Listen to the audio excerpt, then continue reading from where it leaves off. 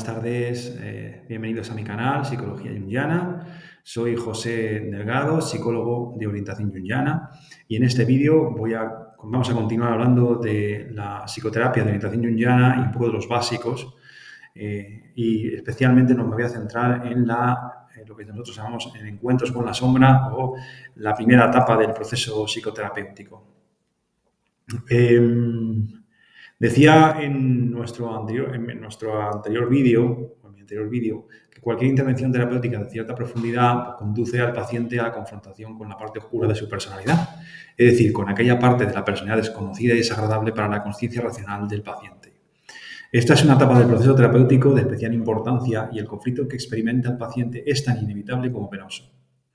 El paciente muchas veces me formula la pregunta de qué hacer y tiende a proyectar sobre mí la propia responsabilidad, pensando ingenuamente que con mis conocimientos psicológicos puedo realizar un acto apotropaico que haga desaparecer el conflicto y el sufrimiento que el proceso comporta. Pero lo cierto es que no puedo hacer nada. Por supuesto, mi actitud no es enteramente pasiva, puesto que mi esfuerzo en hacer comprensibles los contenidos que lo inconsciente produce a la turbada conciencia del paciente, por ejemplo, a través de la interpretación de sueños o de imágenes fantásticas, de experiencias visionarias que pueda tener el paciente a través de este trabajo, eso por supuesto que me esfuerzo en hacerlo.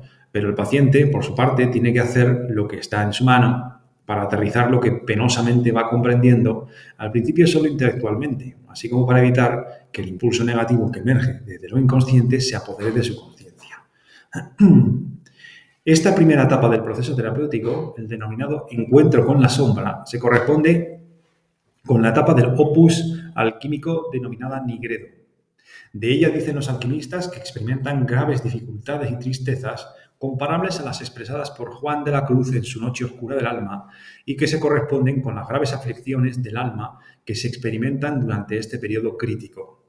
De ahí que un alquimista como Michael Mayer diga sobre esta etapa que en la química hay cierto cuerpo noble, al que llaman lápiz, al comienzo del cual reinan la miseria y la amargura, pero en cuyo fin reinan la delectación y la alegría.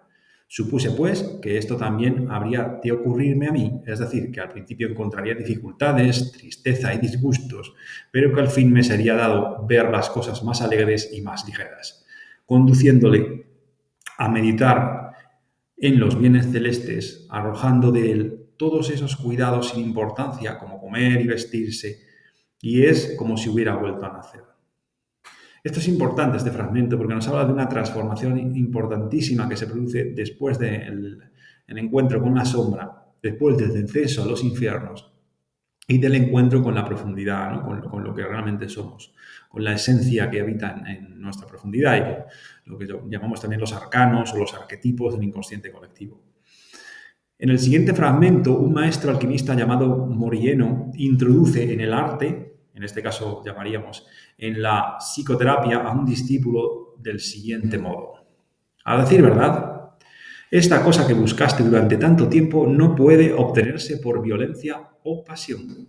Se obtiene únicamente en virtud de paciencia, humildad y un amor decidido y perfecto. Pues Dios concede esta ciencia divina y pura a los que creen en Él y los sirven, es decir, a aquellos a los que Él decidió concedérsela desde la naturaleza original de las cosas. Y ellos, los elegidos por Dios, no eran capaces de retener nada si no era por la fuerza que Dios les concedía, ni tampoco dirigir la mente por sí mismos si no era hacia la meta que Dios les había impuesto. A decir verdad, Dios encarga a aquellas personas que Él mismo escogió deliberadamente que investiguen esta ciencia divina oculta a los hombres y que conserven en sí lo investigado. Esta es, en efecto, la ciencia que aleja a su Señor, o sea, al que la ejerce, de la miseria del mundo y lo conduce al conocimiento de los bienes futuros.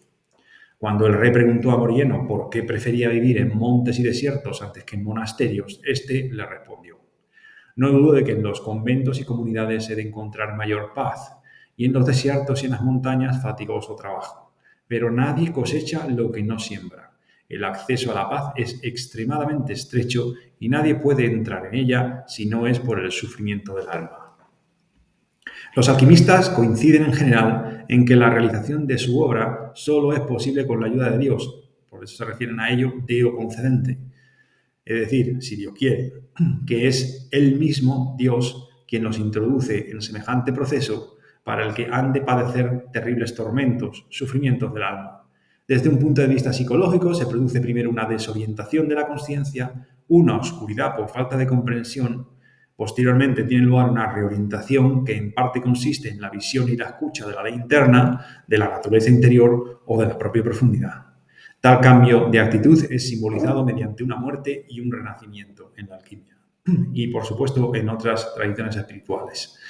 Así pues, durante la etapa de Nigredo, de confrontación con la parte oscura de la personalidad que denominamos sombra, es decir, a la sombra, los psicólogos de orientación junguiana nos referimos a este aspecto que tiene que ver con el inconsciente personal, con el inconsciente biográfico, ¿no? Con todos aquellos aspectos, digamos, que el paciente, de los cuales el paciente se ha querido desembarazar durante prácticamente toda su vida porque le resultan desagradables, ¿no? Entonces, normalmente son proyectados, como decíamos en el vídeo anterior, en las personas de su entorno. Tanto el paciente como yo mismo debemos esperar paciente y penosamente, con cierta confianza en lo inconsciente o en el proceso interno, hasta que del conflicto que el paciente soporta con valentía surja una solución desde la profundidad, desde lo inconsciente, que yo no puedo prever y que está destinada únicamente a la persona sometida al tratamiento. Con el encuentro con el mal, entiendo por mal, lo defino aquí, todo aquello que dificulta, que impide, que desvía, que se opone, que destruye la realización de la propia profundidad, digamos, la realización del propio proyecto vital del paciente. ¿Vale? El encuentro con ese mal, el paciente ha de aceptar al pecador que hay en él. Experimentará que el amor nos mejora, mientras que el odio y la culpa nos empeora, aunque seamos la misma persona. Esto es importantísimo, porque cuando un paciente se encuentra en esta tesitura y lo está pasando muy mal, tiene que enfrentar, digamos, todas estas oscuridades que habitan en su propia psique, a veces ocurre, sobre todo en personalidades más narcisistas, que aumenta de alguna manera en su interior un odio y un resentimiento importantes con la vida y con el resto de las personas. Y son incapaces de aceptar que efectivamente todo eso no es responsabilidad de las personas de su entorno, no es fulanito el que le ha hecho pasar por determinado calvario o menganito. Lo es y no lo es.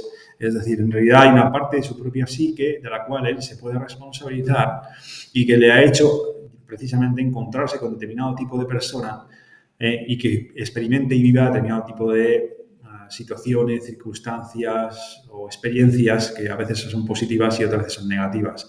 Pero en realidad el actor detrás de la escena, que esta parte que está, digamos, desplegándose en su vida, en los actores auténticos, son lo que nosotros llamamos los arquetipos, ¿no? Esas potencias espirituales que habitan en la psique inconsciente y que son los auténticos hacedores del destino de la persona.